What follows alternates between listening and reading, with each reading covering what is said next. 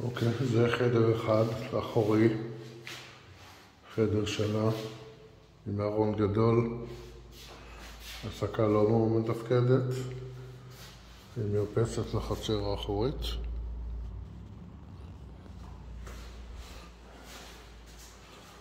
נעבור לחדר השני.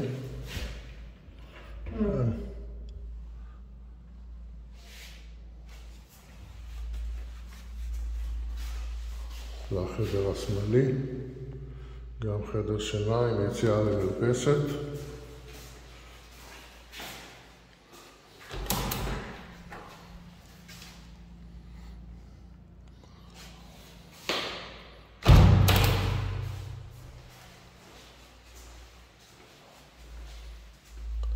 כאן המקלחת והשירותים.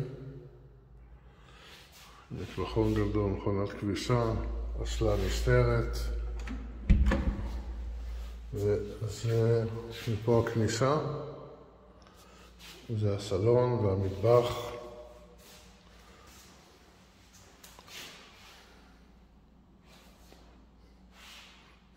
מקרר,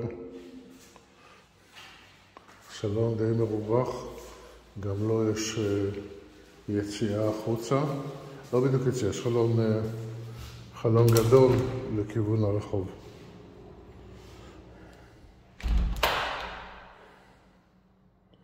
זהו.